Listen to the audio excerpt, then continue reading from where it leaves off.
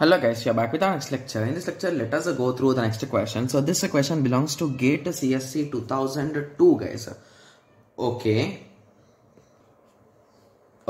So which of the following is not a form of a memory guys? Okay. So they are saying among these four, which of the following is not a form of memory they are asking. Okay, so option A says that instruction cache, option B says that instruction register, option C says that instruction opcode, option D says that a trans look ahead buffer.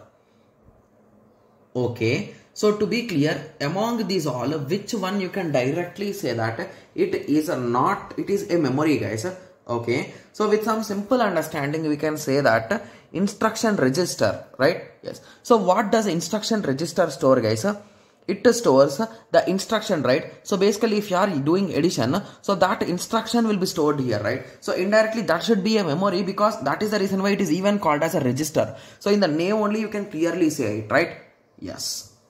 Hence that is a memory. Similarly, trans look ahead buffer guys. So trans look ahead buffer, what is it exactly guys?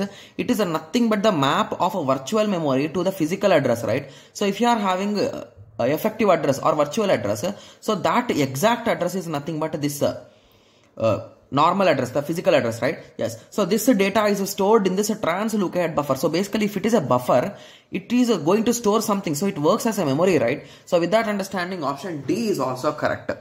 Okay. So the same thing with A. So A is nothing but instruction cache.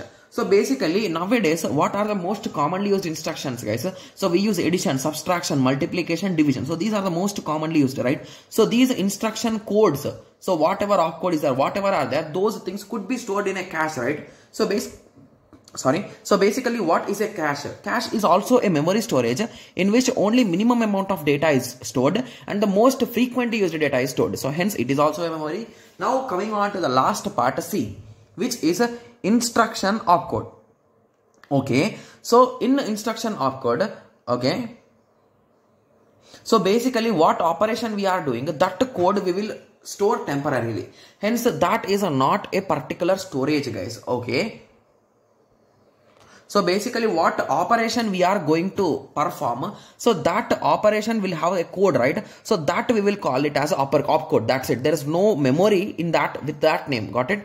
Yes. So C is the correct answer. Okay. So to be clear, few students will be saying like we did not get your idea. So basically for plus, for multiplication, for division, we will have some code, right? So for addition, assume 0, 0. For multiplication, assume 0, 1. For subtraction, 1, 0. For division, 1, 1. So in this way, let us take a small example. So these are nothing but the opcodes guys. So how you will get the opcode is, so in address.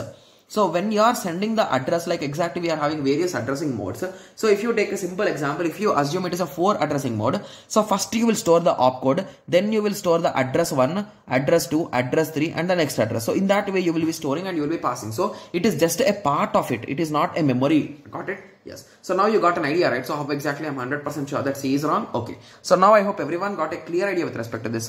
So in the next lecture, let us continue with the next question. Thank you. Thanks for watching. Like, share and subscribe for more awesome videos like this. Thank you.